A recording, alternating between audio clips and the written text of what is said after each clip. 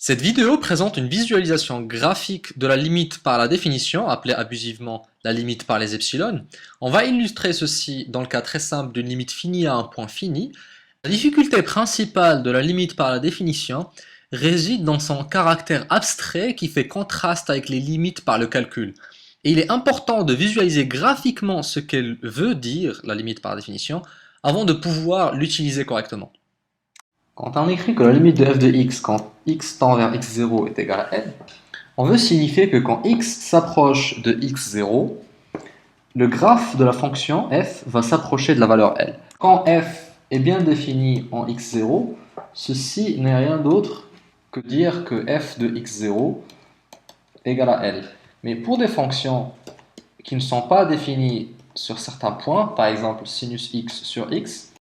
f n'est pas défini en 0. Par contre, le graphe de la fonction se présente ainsi. Alors même si f n'est pas défini au point 0, on voit que la valeur de f autour du point 0 s'approche de 1. Dans le sens où si on prend un point mobile x, y, et qu'on s'amuse à faire bouger x en faisant tendre vers 0, plus on tire x vers 0,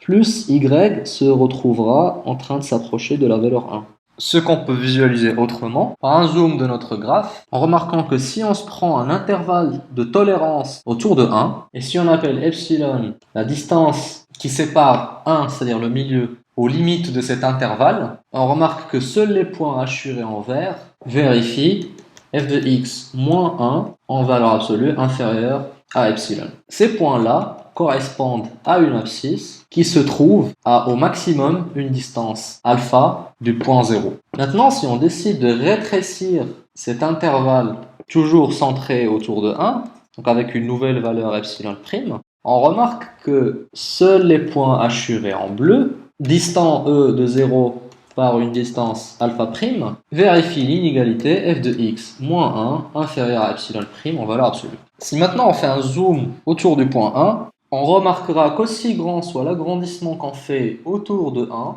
et aussi étroit soit la bande qu'on prend autour de 1, il existe toujours une zone qu'on peut assurer qui correspond donc à des x ne se trouvant pas très loin de 0. Ce qu'on résume avec les quantificateurs en disant que pour tout epsilon positif, donc pour tout resserrage autour de 1, il existe un alpha, donc il existe un resserrage autour de 0, tel que, quel que soit x appartenant à x0 moins alpha, donc là x0, là x0 moins alpha, là x0 plus alpha, f de x moins L est plus petit que epsilon.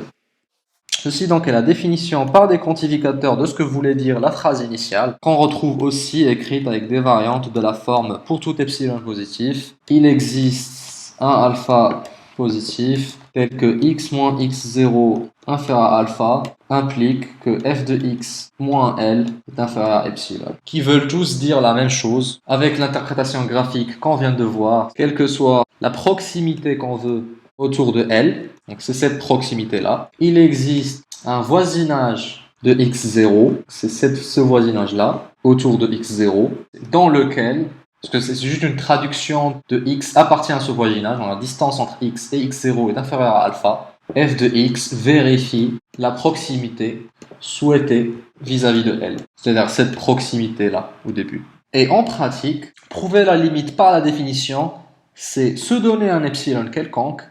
et prouver l'existence d'un alpha qui vérifie toute la suite de la phrase. Et cette existence-là se prouve par une analyse synthèse que vous pouvez voir en cliquant sur la vidéo qui vient juste après.